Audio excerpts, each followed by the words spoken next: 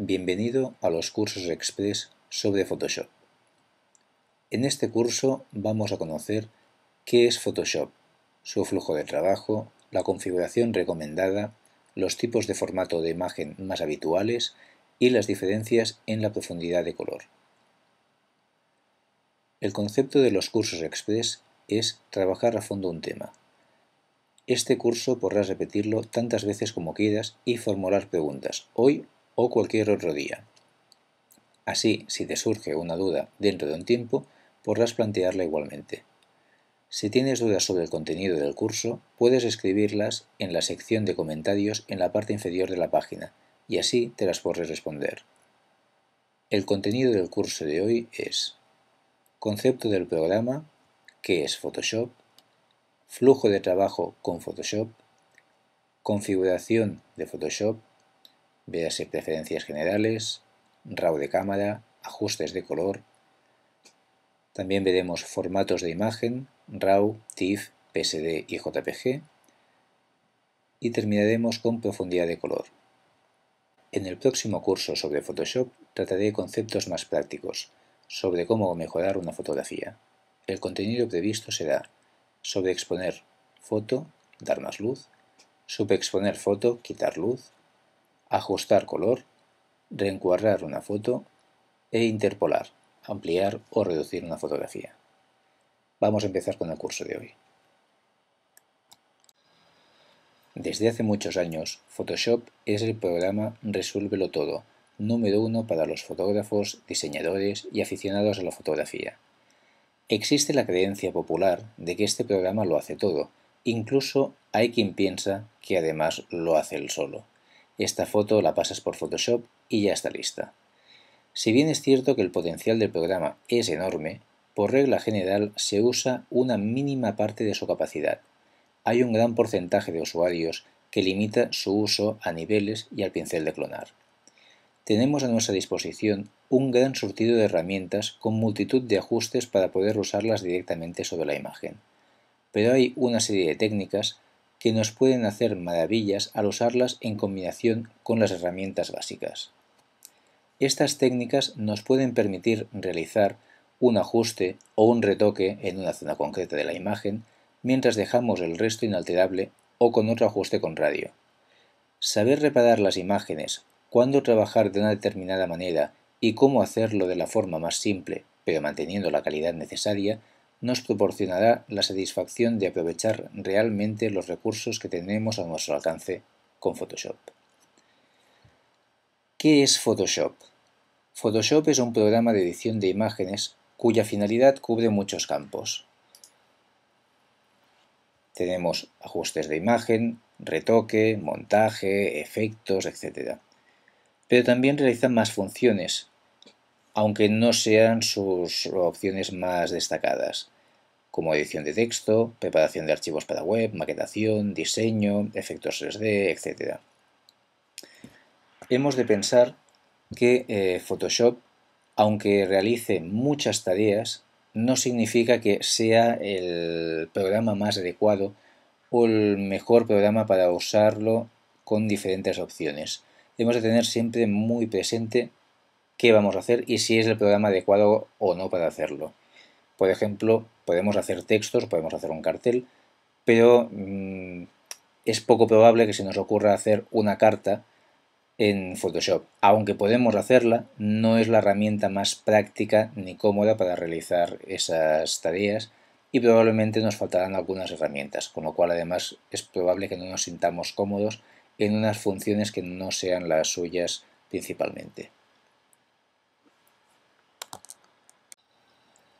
Vamos a ver el flujo de trabajo recomendado.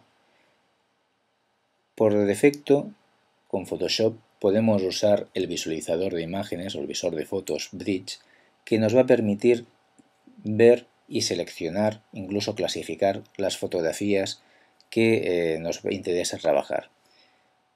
Con el conjunto de estas dos aplicaciones tenemos las opciones de un potente motor de visualización y un potente programa para edición y retoque de fotografías.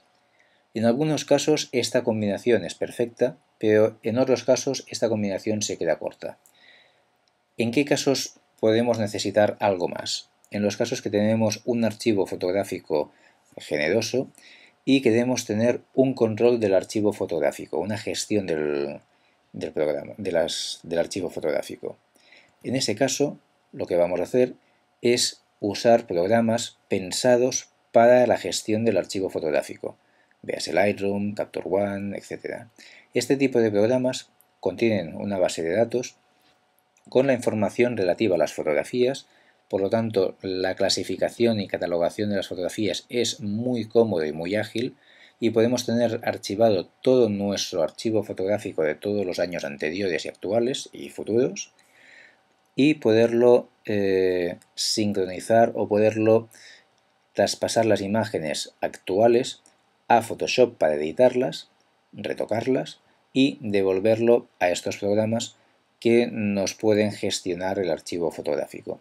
Por lo tanto, hay que diferenciar si nuestra necesidad es únicamente la de visualizar unas fotografías actuales, por ejemplo, el caso de un retocador, el cliente pasa unas fotografías, esas fotografías las revelo, las retoco y las devuelvo al cliente. No tendré un control del archivo de esas fotografías, ya que esas fotografías no son mías.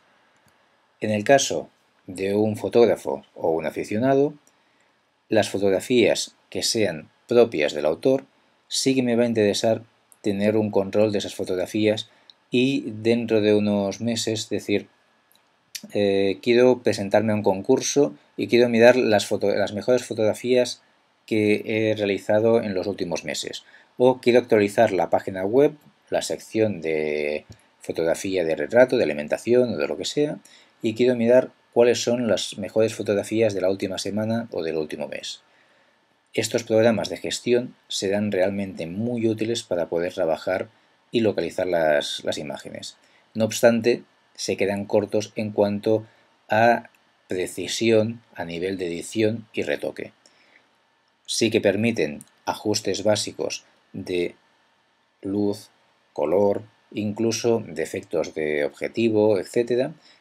Pero si queremos simplemente eliminar una persona en la fotografía, no vamos a poderlo hacer con una calidad profesional con este tipo de programas, aunque van mejorando cada vez más y nos aportan cada vez más calidad y más posibilidades de pequeños retoques. Los grandes retoques, un silueteo de una fotografía de producto y colocar un fondo blanco, por ejemplo, a día de hoy es imposible. Para estos menesteres y cosas más profundas o más técnicas necesitamos ya Photoshop.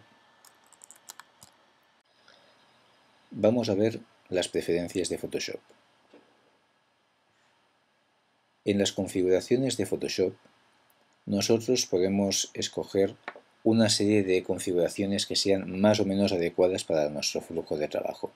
El atajo de teclado, como podemos ver, sería en Mac Comando K y en PC sería Control K. Siempre el equivalente cambia el comando por control. Seleccionamos las preferencias. En este caso te voy a mostrar las preferencias en Photoshop CC 2014. En función de la versión puede cambiar ligeramente o tener algunas opciones de configuración menos, de las preferencias menos de las que hay en versiones más nuevas, pero básicamente las opciones vienen a ser las mismas. Estas opciones de preferencias son las que yo uso habitualmente, lo cual no significa que sean las adecuadas para todo el mundo, pero son configuraciones genéricas que suelen funcionar bien en la mayoría de circunstancias. Empezamos con las configuraciones en el panel Generales, en el cual tenemos una serie de opciones que nos van a determinar ciertos valores que nos pueden ser cómodos o no. Por ejemplo, si queremos que el ratón pueda realizar zoom con la rueda de desplazamiento, con algunos ratones táctiles para mí no es muy cómodo, por lo tanto yo personalmente lo tengo desactivado, pero eso va en función de las necesidades y gustos de cada uno. Y después el registro de la historia, me interesa saber si ha habido algún problema, qué ha pasado o cómo está el estado de esa fotografía. Por lo tanto, guardo un archivo en una ruta determinada en el ordenador. Pasamos a la siguiente, interfaz. También podríamos continuar con el botón siguiente o anterior, es exactamente lo mismo. En interfaz podemos cambiar la apariencia del programa, hacer una interfaz, una apariencia más oscura o más clara. La pantalla entera con menús, si queremos sombra paralela, si no queremos, el modo de pantalla estándar, que queramos negro, oscuro, medida, etc. Cada uno podemos configurar al gusto de cada uno. Después también tenemos más opciones como contraer automáticamente los paneles de iconos para tener el máximo espacio disponible, depende de la pantalla, o si trabajamos con pantalla dual o no, nos interesará más activarlo o no. Mostrar automáticamente paneles ocultos, abrir documentos como fichas. Este es muy importante porque en función de nuestro flujo de trabajo, nuestro sistema que usemos para trabajar, Photoshop, si lo tenemos activo, nos va a mostrar cada documento con una pequeña pestaña arriba que nos va a indicar, como los navegadores de Internet, que tenemos varias imágenes abiertas y solo tenemos que clicar una pestaña u otra para pasar de una foto a otra. Pero eso en función del sistema de trabajo de cada uno puede no ser práctico. Si no me gusta trabajar en el sistema de fichas o pestañas, puedo desactivarlo desde esta ventana. Puedo modificar muchas más cosas como los gestos, etcétera, etcétera. Y el idioma también podría cambiarlo por aquí, en caso de que os tuviera seleccionado un idioma que no fuera el correspondiente, siempre y cuando esté instalado previamente. Sincronizar configuración. Esto me va a permitir, vamos a verlo, desde Photoshop, mi usuario, cargar o descargar la configuración del programa, y así si tengo diferentes ordenadores con la misma con Photoshop con la misma configuración, me va a permitir poder traspasar los datos de las preferencias, de los espacios de trabajo, de acciones, estilos, etcétera, etcétera. Todo esto es muy fácil y muy cómodo para poder pasar de un ordenador a otro. Administración de archivos. Aquí tenemos las opciones de previsualización de imagen, guardar en la carpeta original, guardar en segundo plano. Esto es muy importante. A partir de, creo recordar que era CS5 o CS6, no estoy muy seguro, cuando guardamos un archivo, él guarda en segundo plano mientras nos permite continuar trabajando con la fotografía. Mientras que anteriormente, cuando grababan las fotografías, hasta que terminaba teníamos el programa bloqueado. Esto es muy práctico, pero si me interesase no activarlo, podría desactivar esta función. También puedo guardar la información de recuperación cada X tiempo, que 5 minutos, 10 minutos, 1 hora, etc. Después tengo más opciones, por ejemplo, preguntar antes de guardar archivos TIFF con capas. Si, por ejemplo,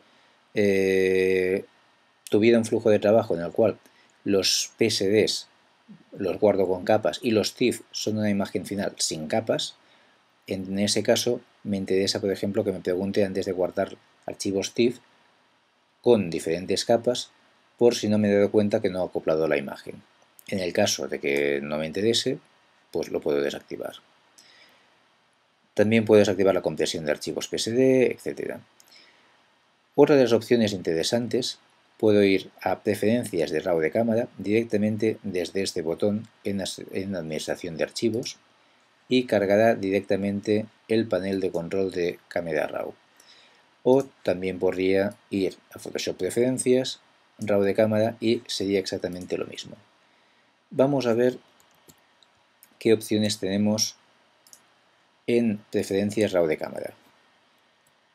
Aquí nos va a dar una serie de opciones, de las cuales las más importantes, bajo mi punto de vista o mi forma de trabajar, es no aplicar ajustes de tono automáticos, ya que este valor me ajustaría las imágenes de forma automática y me podría dar una apariencia indeseada a las imágenes o muy distinta a como yo interpreto esas imágenes, pero en cambio sí que lo hago en la mezcla de color, cuando convertimos una imagen de color a escala de grises, a blanco y negro. ¿Por qué? Porque el blanco y negro directo, desaturado por decirlo de alguna forma, lo que nos da es una imagen muy plana de contraste. Al ser muy plana de contraste es una imagen blanda o sosa para trabajar en blanco y negro. Si ya nos realiza una mezcla, normalmente ya nos da un cierto contraste adicional que mejora algo la conversión a blanco y negro como punto de partida. En caché RAW de cámara, por defecto suele venir a 1 GB, es muy poco, por lo tanto, siempre y cuando el disco lo soporte, tenga espacio suficiente, es importante tener el máximo espacio posible. Fíjate que yo aquí tengo puesto 20 GB, pero podría tener puesto mucho más si el disco duro es lo suficientemente grande. Cuanto más grande sea esta caché, más ágil será el flujo de trabajo de Camera Raw en cuanto a imágenes virtuales y historia, etc. En el momento que tenga problemas de rendimiento, puedo usar este botón, purgar caché, que me va a vaciar toda la memoria de Adobe Camera Raw para poder volverla a generar de nuevo y partir de cero, con lo cual la agilidad puede volver a recuperarse. Otra cosa importante es administración de JPG y TIFF. Este es uno de los secretos que he visto que muchos clientes no conocen y cuando doy los cursos siempre hago hincapié en ello, y es que Camera Raw, mucha gente piensa que solo trabaja con archivos RAW y en realidad puede trabajar tanto con RAW como con JPG o TIFF, pero siempre y cuando lo active. Si tengo desactivada la compatibilidad con JPG o abrir automática JPGs con ajustes, si no tienen ajustes no lo haría. En cambio, si le digo abrir automáticamente todos los JPG compatibles, o lo mismo con TIFF, siempre por defecto cualquier imagen, ya sea RAW, JPG o TIFF, las va a abrir previamente con el plugin de Camera Raw, que es mucho más ágil de trabajar y rápido que trabajar lo mismo en Photoshop, sobre todo si no dominamos a fondo las herramientas. Si ya controlamos perfectamente cuáles son las herramientas que vamos a trabajar y cuáles nos interesan trabajar, posiblemente no nos interese trabajar directamente con el plugin de Camera Raw y llamarlo posteriormente si nos interesa, siempre y cuando tengamos Photoshop CC 2014 en adelante, ya que, por ejemplo, Camera Raw puede actuar como un filtro por capas. En este caso, le decimos abrir automáticamente todos los JPG y TIFFs compatibles para que siempre se abran RAWs, JPGs y TIFFs directamente con el módulo de Camera Raw. Continuamos con rendimiento y aquí estas configuraciones son muy relativas, ya que dependerán mucho del ordenador que tengamos disponible y la RAM que esté trabajando en el propio ordenador. Si tenemos gran cantidad de RAM, podemos aumentar bastante más el porcentaje de memoria. Si tenemos una memoria RAM escasa, deberemos bajarlo. Normalmente me hace una recomendación de lo que sería el rango ideal, y para que nos hagamos una idea, siempre y cuando tengamos un espacio de RAM holgada, sean por ejemplo 8 GB, 16, 32, etc., normalmente se recomienda sobre el 75% de RAM utilizable por Photoshop, siempre y cuando no tengamos una memoria escasa. Si tenemos, por ejemplo, solo 4 GB de RAM, probablemente el 75% Photoshop bloquee bastante lo que es el rendimiento propio del sistema operativo. Por lo tanto, podría bajarlo a 65 o a 50, de forma que tenga como mínimo 1 GB, 1 GB y medio para trabajar el sistema operativo. Después tenemos los discos de memoria virtual. Photoshop usa muchísimo los conceptos de memoria virtual. Memoria virtual es todo aquel espacio que necesita Photoshop para trabajar, para guardar archivos temporales, que no son físicamente escribibles en memoria RAM o no cabrían en memoria RAM. Entonces lo que usaríamos sería otro disco que tengamos a nuestra disposición. En este caso, fijémonos que tengo 3 discos disponibles. Uno es el de backup, el de copia de seguridad.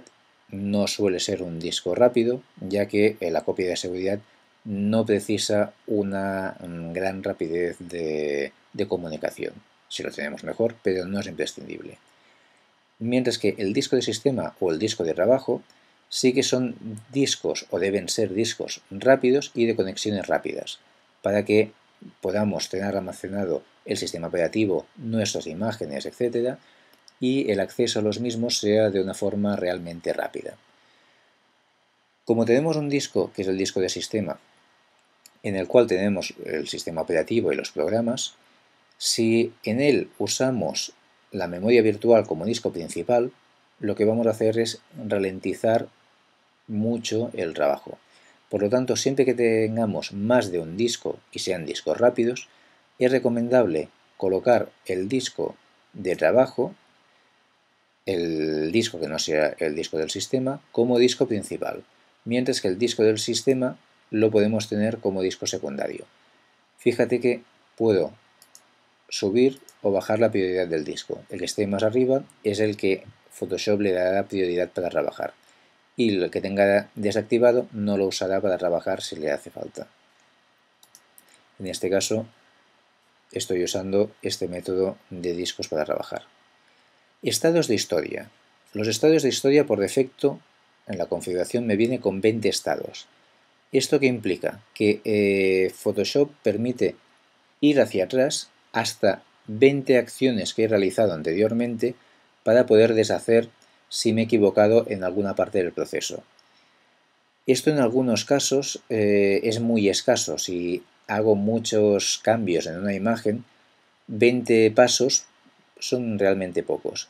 Entonces lo que puedo conservar son más estados de la historia, aunque eso también me puede penalizar un poco más el rendimiento, pero me va a permitir deshacer, ya sea directamente con el panel de historia o con el pincel de historia, poder ir deshaciendo zonas o acciones o ajustes que haya ido realizando. Esto lo iremos viendo en próximos cursos. Niveles de caché, tamaños de caché, esto irá un poco en función del tipo de imágenes que trabajemos y la potencia del ordenador, así como los ajustes del procesador gráfico. Aquí me indica la tarjeta de vídeo que tengo y las opciones que quiero usar para dibujar las imágenes. Cuanto más potente sea la tarjeta, más puedo aumentar la potencia o reducirla más si la tarjeta es muy escasita de potencia para dibujar las imágenes. Cursores. Este es un punto que también te aconsejo que lo revises, ya que los cursores que vienen por defecto son muy visuales para que me digan, por ejemplo, qué herramienta estoy usando, pero es difícil calcular el punto central donde están trabajando. Así como los pinceles de pintura, me interesa que me indique la zona que está pintando. Puedo decirle que me incluya una cruz central para indicarme el punto medio del pincel para poder tener más precisión. También podría hacer el pincel de la zona más densa, pero tendría una zona de difuminado hacia el exterior que a mí particularmente no me gusta y prefiero usar el de tamaño completo, que me indica realmente hasta dónde, aunque sea muy tenue, me está pintando si estoy usando un pincel suave. A partir de aquí tengo otra serie de opciones de configuraciones, que estas en principio no suelen ser muy importantes para la mayoría de opciones para fotografía. Tenemos, por ejemplo, las opciones si en lugar de reglas queremos que las reglas cuenten en centímetros o cuenten en píxeles las imágenes, pues podemos cambiarlo por defecto por aquí. También tenemos los colores de las guías, cuadrículas y sectores y las guías inteligentes. Si los colores por defecto no nos gustan, los podemos cambiar. Opciones de los plugins, opciones de texto opciones 3D si usamos Photoshop para hacer algún montaje 3D. Y aquí tenemos algunas funciones experimentales como impresión en 3D y después opciones disponibles en Windows de escalar la interfaz para pantallas de alta densidad, utilizar gestos táctiles, etc. Esto también irá cambiando en un futuro.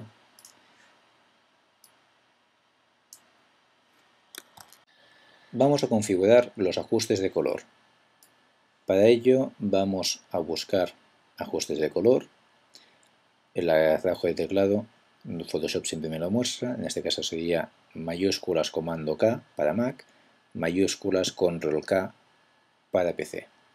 Fíjate que las preferencias sería comando K o control K y las de color sería lo mismo pero sumándole mayúsculas. La interfaz de ajustes de color va cambiando un poco en función de la versión que tengo instalada de Photoshop, pero básicamente las configuraciones son las mismas que versiones anteriores. Lo único que antes salía una ventanita más pequeñita y un botón mostrar más opciones y ahora nos las muestra todas. Y encuentro que es más conveniente que se vean todas, ya que mucha gente no se fija en el botón mostrar más opciones y hay opciones que nunca toca, configura o que es consciente de que existan en los ajustes de color. Por lo tanto, es recomendable hacer una revisión. Uno de los detalles que puedo ver es una redondita de colores que me indica si tengo varias aplicaciones de la suite de Creative Suite de Adobe que me están indicando si están todas sincronizadas, todas con los mismos ajustes, o tengo las opciones desincronizadas.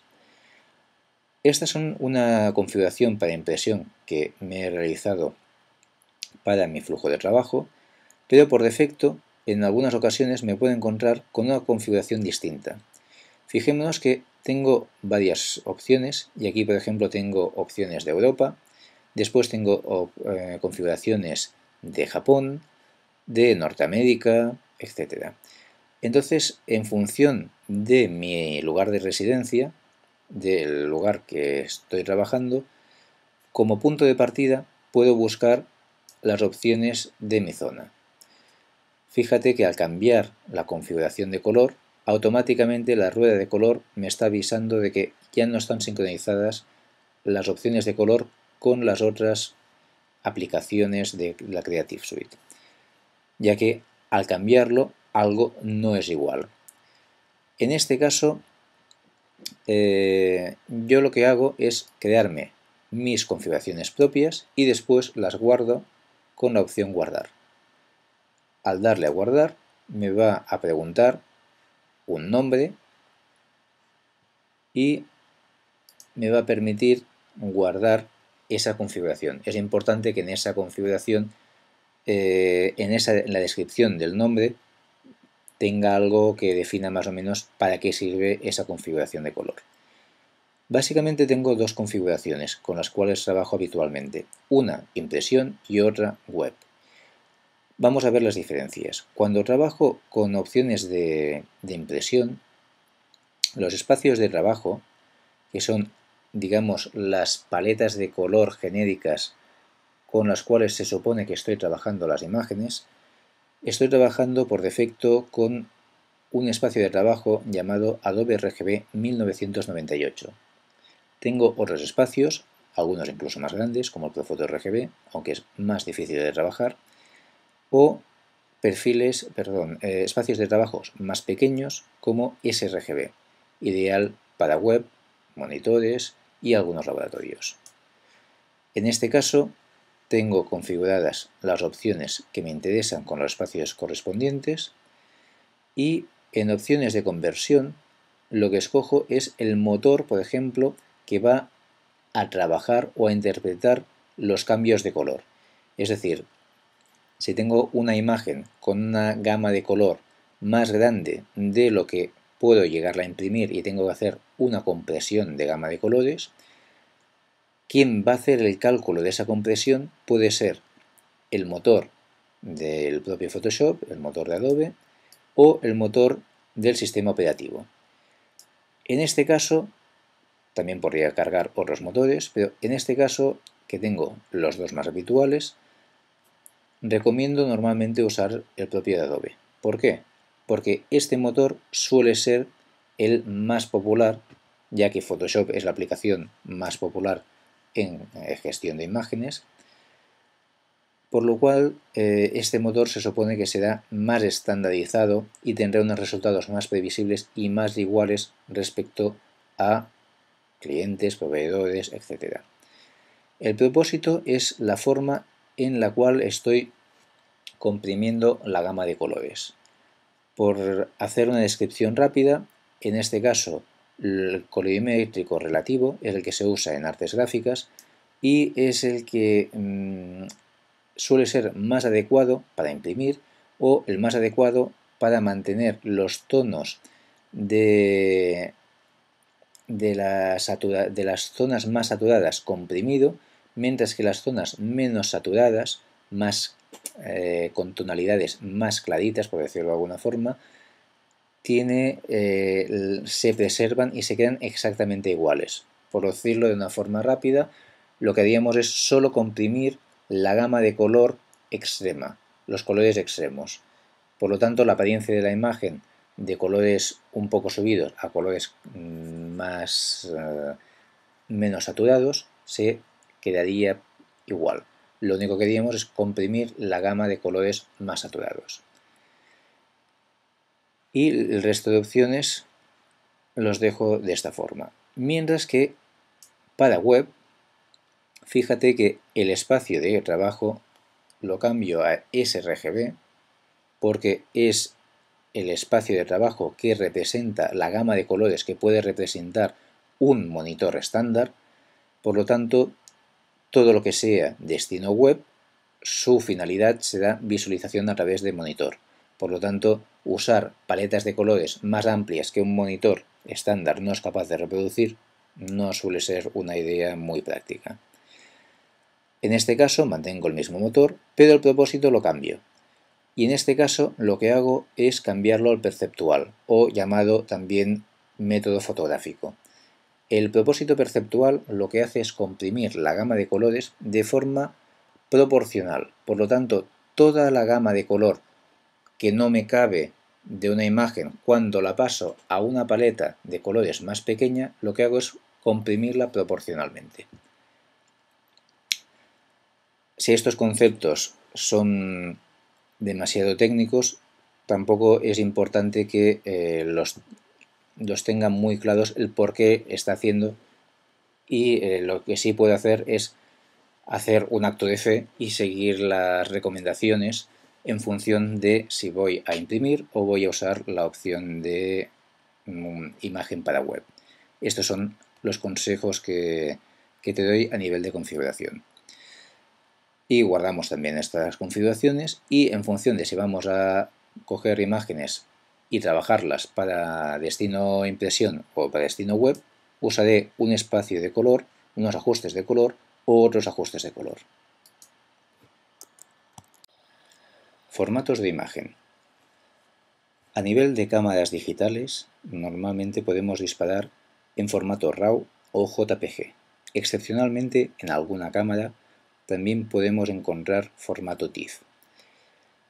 En ordenador, una vez descargamos las imágenes, podemos convertir además las imágenes en distintos formatos, siendo los formatos de salida más habituales el TIFF o el JPG.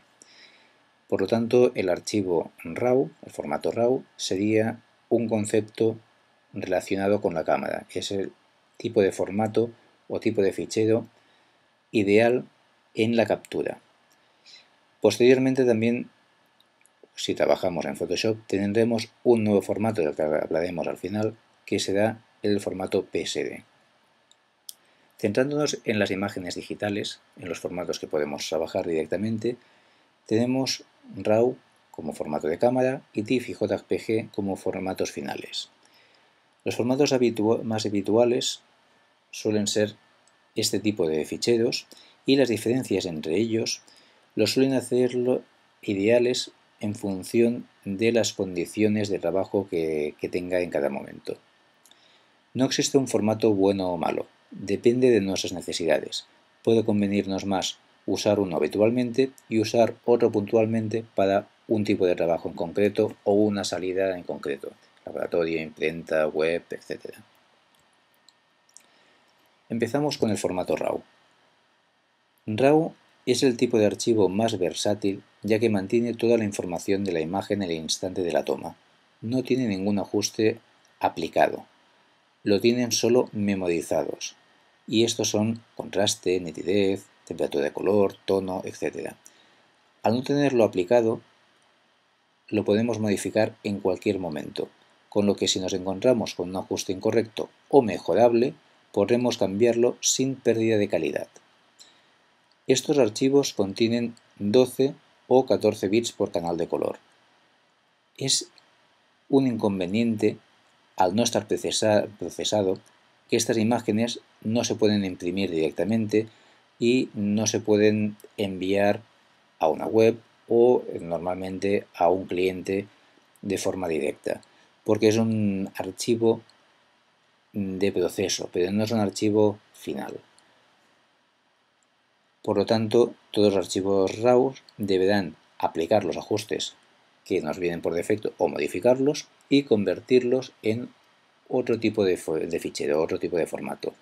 Este tipo de formato será TIFF, JPG, también podría ser PSD, como formato nuevo. Por lo tanto, tendremos que exportar o generar un fichero nuevo o guardarlo como un fichero nuevo y distinto del RAW original. El tamaño de la imagen RAW es considerablemente alto comparado con el de una imagen en JPG.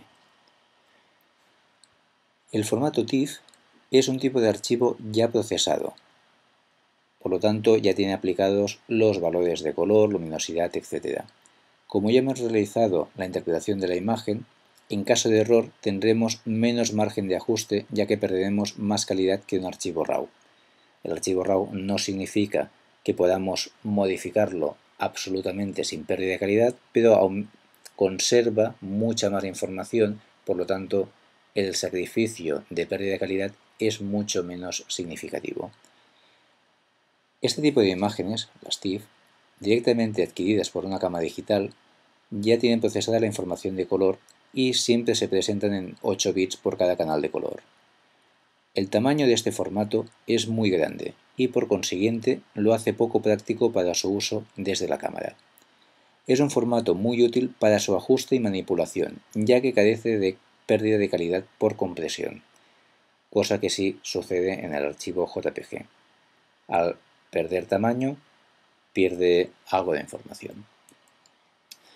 Los archivos JPG son formatos de imagen con compresión y pérdida de calidad. El nivel de compresión puede ser variable, cuanto más comprimido sea el archivo, más calidad perderemos. Si tenemos la mínima compresión o poca compresión, la pérdida de calidad es insignificante. Pero si la compresión es muy agresiva, es muy fuerte, el tamaño de fichero será muy inferior, pero la pérdida de calidad será bastante más acusada. Este formato permite convertir imágenes de gran tamaño, en megas, en ficheros de poco espacio. Es un formato muy práctico si queremos imágenes directas para imprimir o cuya manipulación o ajuste sea bajo o inexistente. Siempre y cuando tengamos que posteriormente manipular esa imagen, no sería conveniente guardarla en JPG. Lo recomendable sería guardarla en TIFF o en PSD.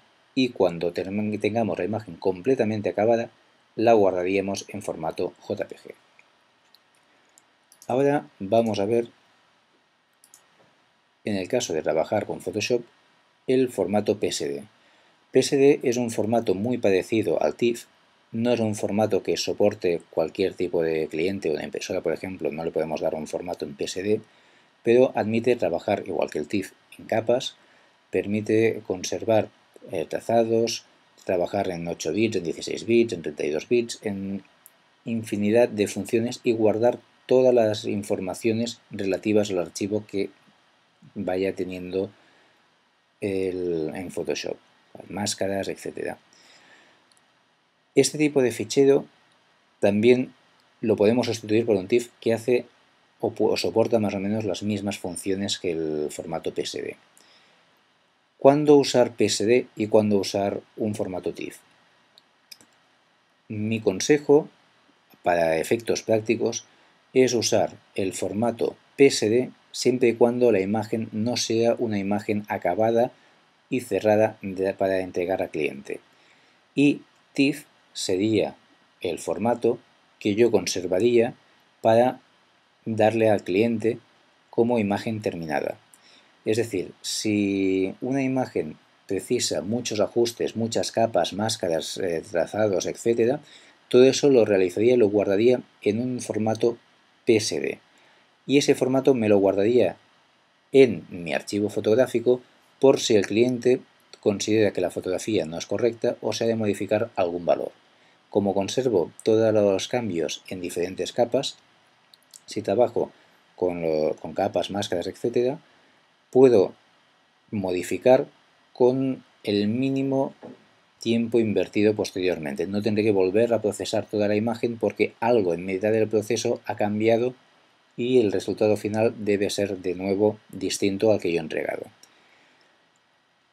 Esa imagen, cuando la termino, la acoplo, la convierto en la imagen que necesita el cliente y la convierto en un TIFF, como imagen final terminada y cerrada. Y posteriormente ese TIFF, normalmente, también genero un JPG que es el que entrego al cliente, el que es para web, el que es para otro destino que sea directo. En ese caso, conservo el original en RAW, el formato PSD con todos los cambios aplicados, pero sin acoplar, los cambios acoplados en TIFF de cada cliente si quiere una imagen sin compresión, y si quiere la imagen con compresión, también tendría una versión en JPG. Profundidad de color. Básicamente podemos definir la profundidad de color de una imagen haciendo una analogía con la pintura. Es el equivalente a la paleta de colores de la que dispone un pintor. Cuantos más colores y tonos de color disponemos, más suave serán las transiciones de color o degradados. Con lo que tendremos más precisión para definir un color, tendremos más gama de valores de luminosidad y evidentemente tendremos más margen de ajuste para editar o ajustar una imagen si es necesario. Las cámaras digitales normalmente son configurables en dos opciones de profundidad de color, 8 bits o 12 bits. Las más avanzadas permiten 12 o 14 bits y podemos escoger. Directamente, cuando nosotros seleccionamos un formato de archivo de disparo de 8 bits, es que estamos seleccionando el formato JPG de disparo, que no admite más de 8 bits por cada canal de color. Mientras que en RAW, nosotros, si la cámara es una cámara avanzada, podremos seleccionar si queremos trabajar en 12 bits o en 14 bits. Mientras que cuando cualquiera de estas imágenes la pasemos a Photoshop, veremos que la imagen, Photoshop nos dirá que o está a 8 bits o está a 16 bits, cosa que nos puede crear una cierta confusión. El concepto es que Photoshop, por un tema informático, debe cargar las imágenes con la información de 16 bits o de 8 bits. Por lo tanto, si el archivo, la fotografía, no contiene los 16 bits, él tiene que interpretar para poderla trabajar como si lo fuera y dejar los espacios vacíos de la información hasta llegar a rellenar esos 16 bits teóricos que contiene la imagen. Por lo tanto, en realidad, cuando disparamos con cámaras digitales, realmente lo estamos haciendo o a 8 bits o a 12 o 14, nunca a 16. La diferencia básicamente es que en 8 bits tenemos 256 niveles por canal de color, es decir, desde el color más intenso hasta que éste desaparezca, tenemos 256 niveles de gradación para conseguir ese degradado, mientras que en 16 bits llegaríamos a tener 65.536 niveles por cada uno de los canales de color, lo cual es inmensamente más. Básicamente hemos de tener en cuenta que tenemos en cámaras digitales o escáneres imágenes con 3 canales de color. Por lo tanto, tenemos en el caso de 8 bits 256 niveles de gradación de color en cada uno de los 3 canales de color. Mientras que en imágenes RAW, en imágenes de 16 bits, tendríamos 65.566 niveles teóricos por cada uno de los 3 canales de color. Aunque realmente sean menos, como podéis ver aquí en esta gráfica, es muchísimo más la información o la transición, la gama de colores que tengo en 12 bits que la que puedo tener en un archivo de 8 bits. Por lo tanto, puedo hacerme la idea de la capacidad de margen que tendrá una imagen con mucha más profundidad de color. Con una foto de profundidad de color amplia, de 12 o de 14 bits, realmente tenemos una imagen que nos permite ajustar o retocar con gran margen, así como arreglar una foto mal realizada, sin milagros, ya que disponemos de muchos más niveles de información, con lo que al realizar ajustes la imagen se verá menos afectada, ya que tiene muchísimos más valores de información para mostrar la imagen. Una vez ajustada la imagen, retocada, modificado su tamaño, o sea, interpolada la información, si es necesario, y aplicado el foco correspondiente por el método preferido, máscara de enfoque, enfoque del canal de luminosidad, etc., procederemos a reducir la profundidad de color a 8 bits, con lo que acabaremos de realizar los últimos toques y podremos dar por finalizado el proceso de nuestra imagen con la máxima calidad que ésta nos permita. Por lo tanto, aprovecharemos siempre la capacidad de ajuste con la máxima profundidad de color, y cuando ésta ya no nos sea útil y queremos retocar, por ejemplo, unas arrugas o unas imperfecciones en la piel, etcétera, un recorte, ya no nos es necesaria esa información adicional de color. Por lo tanto, ya podemos bajar a 8 bits y continuar trabajando, que ganaremos agilidad en el equipo porque la imagen pesará menos espacio. Los retoques que no modifican valores de información no es necesario hacerlos con más profundidad de color, ya que no perdemos calidad al realizarlos. Por lo tanto, esos ya los haremos bajando a 8 bits una vez ya hemos aprovechado todo lo que necesitamos. Vamos a ver un caso práctico. Tenemos una imagen cargada, una imagen que ha venido de una cámara digital, y si vamos a imagen modo, nos muestra que está en RGB y que está a 16 bits por canal. Por lo tanto, es el momento de poder ajustar y modificar todos los valores del suelo, del cielo, del coche, etc., a los valores que me interesen. Y cuando ya he acabado de trabajar los valores de luminosidad, si he de hacer la imagen más grande, la interpolaré y le aplicaré el foco final que me interese, ahí ya puedo coger la imagen y bajarla a 8 bits por canal de color, lo cual bajará considerablemente de peso.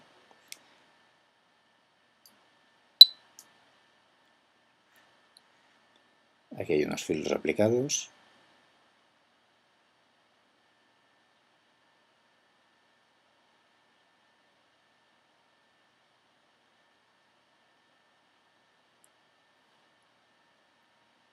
Ya tendríamos la imagen a 8 bits. Esto puedo cambiarlo y mostrar datos como el tamaño de archivo, el perfil del documento, y en el perfil del documento también me dice si son 8 bits o 16 bits. Vamos a tamaño de archivo y fijémonos que ahora es un archivo de 26 megas. Si volviera hacia atrás,